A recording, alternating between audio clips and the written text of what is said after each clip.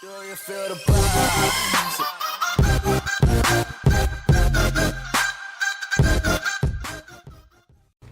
What's up, YouTube? It's Carolina Calvin coming back to you with another video. In this video, I'm playing State of Decay, and I want to give a guide on what I feel as though to be the best base in the game, and kind of a guide on how to, I guess, let's call it being self-sufficient to where you don't lose resources. But this base is on Cascade Hills, and if you don't already know what I'm talking about, I'm referring to the container fort, which is the base that costs 3,500 influence. You know, up there with the kind of like the barricaded mall, the baseball field on the other map, which I've seen those bases, and I would say the baseball field is probably a little bit more customizable. But this base, because of what it comes with from the start. Now, quickly looking at it, I'm going to go through all the facilities and then kind of show you how my resources look. But, just starting out, this right here is just the storage, you know where you take your rucksacks.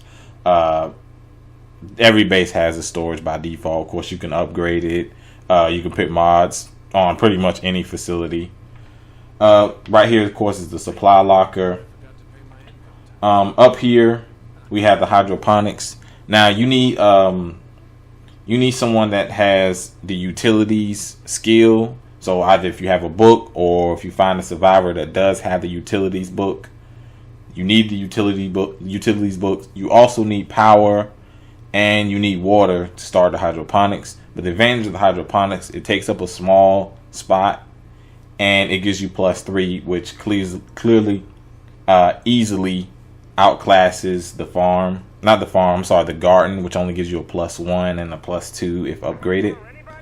But as you can see, mine say 4.5, and there's a reason. Is because of the mod I have that gives you a +50% to food yields.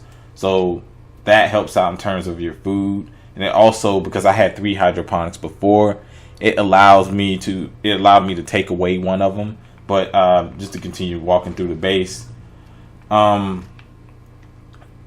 down here is where I have the shooting range. Now, this was just something I was putting there just because, looking at all the things that you could put in a small spot, might as well get that increase in stamina. Also get that increase in the shooting skill. In terms of the shooting skill goes up faster. This is something you don't have to have, but it was just something I was just put in there just for that extra stamina. Up here, this is one of kind of looking at the passes for this.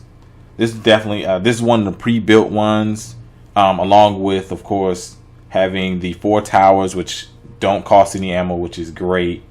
Just because the container fort is at an elevated level, so you do have the 4 kind of watchtowers that cost no ammo, so you don't have to build that, and you save on your ammo. It also has the 3 parking spaces, which that's down from having 4 in the majority of the bases, especially the ones that the ones that are 1,500 have 4. The one that I had previous to this one had 4, but it's not that big of a deal. You can just put a bunch of cars everywhere. Only thing the space really does is if you move, it'll carry the car with you, and also you can put stuff that you put into the trunk directly into the supply box. It's really all having the parking spaces do. You can put cars all around. But as you see, the passives for this, they're +8 beds. This is pre-built. It comes with +8 beds. You don't have to build the beds. I guess the beds are in like one of the containers or whatever, so you don't see it.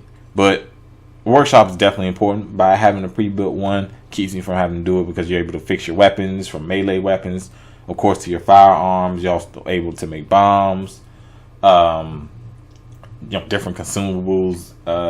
You even make. If you see, I got the mod up here. It's like an ammo press, and there's different ones where I can make. I believe it's 762 and 556.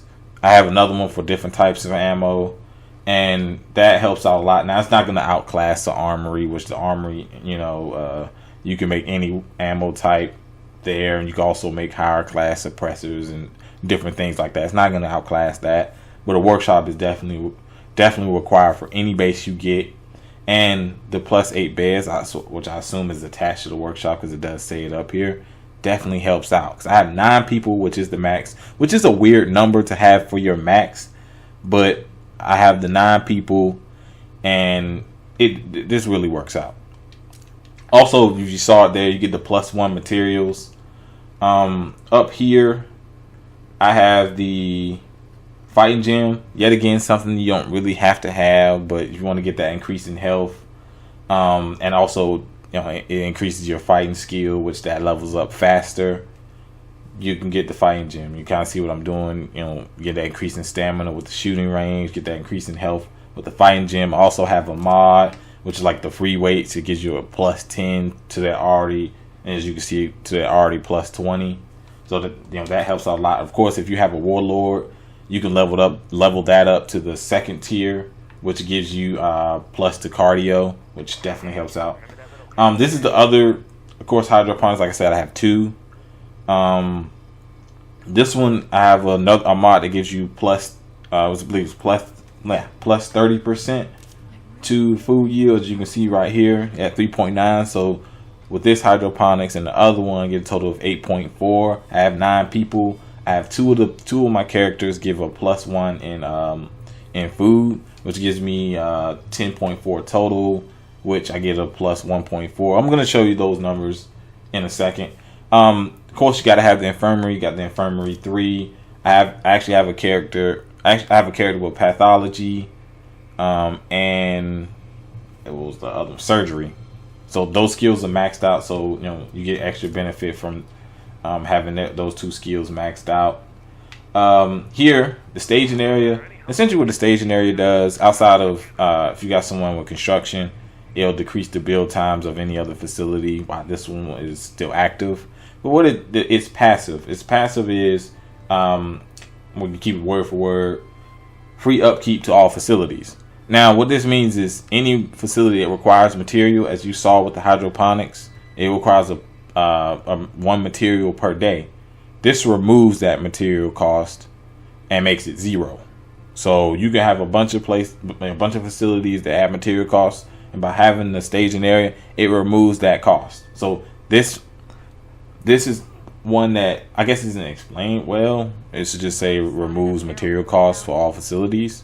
I guess they assume people would know, but letting you know now, that's what this one does, and it's very, very helpful. We got a fucking, he's dead. Damn, pharaohs like to run in here. Here you have the solar array, which solar array does exactly what it's supposed to do. Provides power throughout the base, and also allows me to use my hydroponics, and you see the lights on and everything like that. So obviously it's really important. And of course up here, command center, which is gonna remove with you everywhere you go. Of course, you can level that up if you have someone with computer skills. Now look at my the resources. Of course, this pretty much goes through each facility I have in the base. I already went through all of them. And here's my outposts. The water outpost, of course, provides water to the entire base. You can, of course, put a steel there. You can put a rain catcher there. Those will do the exact same things. But, of course, it requires a spot. But it will free up a spot on your outpost. So that helps out. And how I got 6 outposts, before I even continue, I can show you how I got the 6 outposts. Once you upgrade the command center, that goes up to 4. And once you get this mod right here, which what the hell is it called? Signal booster. Signal booster gives you +2 to your outpost, raising it up to the max of 6. And the only way I've gotten it was I found a trader that was selling it, one of those wandering traders that appear every now and then in the game. So you got to look out for those if you want to get that. But back to the base menu. Of course, I have the water outpost for water. The fuel, the fuel outpost makes up for the cost of the water, which costs 1 fuel per day. So I got that just to make up for it, so I won't be losing fuel. I have the 2 meds, which of course the infirmary requires 2 per day, and I have 2 characters that actually have 2 that give 2 meds per day. I believe it's 2 characters. It might be 3. I think I got 3 characters that give you +1 meds per day. And of course I have 2 meds outposts. So I could take away one outpost and probably get like something else like materials or fuel. I got the ammo outpost. Obviously you're gonna need that. You're gonna need all the resources. Ammo, with the ammo press that I have on the workshop, it allows me to make ammo. I have the 2 beds just because it already comes with 8 beds, but I have 9 people, so I do need 2 beds. It gives me that extra bed, which 9 was still a weird number. They should have went to 10. 10, you can go with the even number, but I didn't. 9 just seems like a random number to stop at. Over here, just looking at the resources, just to show you what, how my resources are looking per day. Food, I get 1.4 per day. Meds, I get +3 per day. Ammo, I get +1. Materials, I get +2 because I have a character that gives materials, and the workshop, the level 3 workshop with power, gives you +1 materials per day, which is really good. Fuel is +0. Like I said, I could take away one of the meds and get fuel, so I get +1 fuel. But looking at it, I really don't use that much fuel other than when I want to make a gas can, which is rare. Unless you're one of those people that drive around a lot, you won't need a bunch of fuel. And you already see I'm already almost at the cap for fuel. Parts +0. Influence +35. So as you can see, there are things I can change around. I could take away one of the meds outposts and make it a materials outpost. Take away the because I'm getting +2 materials already, I would be at +3. Take away the staging area, it'll be at +0, and I could put some there within a large spot, lounging, the lounge or whatever. But there aren't really any good ones to put. So how I have it right now, I don't even need to go out for resources. So this is, like I said, this could obviously be changed around, but I wanted to show people the facilities because a lot of videos don't really show the facilities. But the big patch came out. I want to talk about the patch. The patch came out, fixed a lot of the issues with the game. Hell, the patch was about the size of the game. Fixed a lot of the issues. You wish that something like that would have been a day 1 patch, or would have already been in the game without having to wait a week or 2, and people dealing with a lot of the problems. A lot of people turn the game off because of a lot of the issues. But I'll probably come back with some more videos. Of course, if y'all like this video, I will definitely do some more on State of Decay or whatever game you want me to do.